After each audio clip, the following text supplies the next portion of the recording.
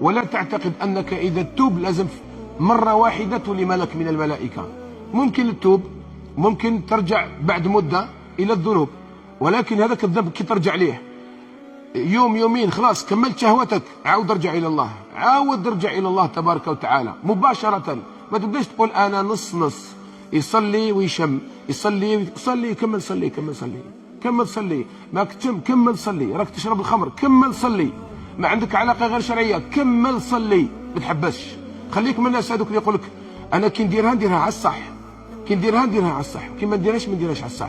خليك والله ما ديرها على الصح، والله ما ديرها، لأنك بشر، لأنك إنسان تغلط. رانا نجو نصلوا قلوبنا برا في الشارع، رانا نصلوا بالناس نصلوا ما نخشعوش، قلوبنا فارغة، يعني قلوبنا فرغت، لأننا بشر مثل البشر، يشغلنا أشياء، تتعبنا أشياء، بشر مثل الناس عادي، منش ملائكة. احنا فينا شهوات، وهناك معركة بين عقولنا وإيماننا وشهواتنا، وهذه المعركة اللي ينجح فيها يدخل الجنة. لذلك يقول ربنا إن عبدا أذنب ذنبا فقال ربي إني أذنبت ذنبا فاغفره لي. فقال الرب، شوش يقول ربي سبحانه وتعالى، علم عبدي أن له ربا يغفر الذنب قد غفرت لعبدي، يغفر الذنب ويأخذ به قد غفرت لعبدي، ثم يذنب ثانية فيقول ربي أذنبت ذنبا آخر. شوف الإنسان صمت وروح ورجع ربي مرات ومرات ومرات.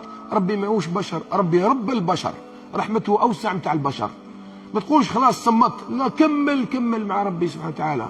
ثانية زيد روح لعنده، وروح لبيت الله، وحط وجهك في الأرض وادعي ربي عز وجل وابكي له وقول له زدتها مرة ثانية درتها. قال الله عز وجل علم عبدي، يقول لك نفس الكلام، أن له ربا يغفر الذنب ويأخذ به قد غفرت له، غفرت له. شكون يدخل روحه بينك وبين الله؟ ولا واحد. يغفر الله سبحانه وتعالى الذنب، ثم يزيد المرة الثالثة، زاد المرة الثالثة. كان احنا واش نديروا حنايا؟ هذا خلاص إنسان تخلص عليه بالحطب نقولوا في جهنم، خلاص صامت. هذا كل يوم يتوب ويرجع، ماشي هذو الناس اللي يتوبوا، هذو منافقين. هذو عندنا احنا البشر اللي رانا حاكمين الرحمة على الناس، احنا اللي رانا نحكموا على الناس. لا، كاين رب فوق 7 سماوات، هو قال لك.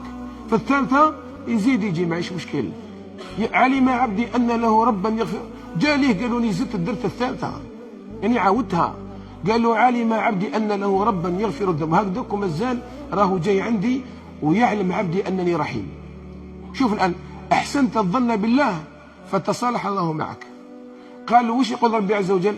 قال قد غفرت لعبدي وليفعل عبدي ما شاء. قد غفرت لعبدي، يقولها 3 مرات، غفرت 3 مرات. فليفعل عبدي ما شاء، ماشي معناتها يروح يدير الذنوب واش يحب، لا، ما دام راهو يذنب ويتوب دوك قد يفعل وحده يحبس ويجي ربي سبحانه وتعالى وباب التوبه مفتوح. ولو اذنبت 1000 مره ما دامك ترجع مش مشكله، مليون ارجع مش مشكل.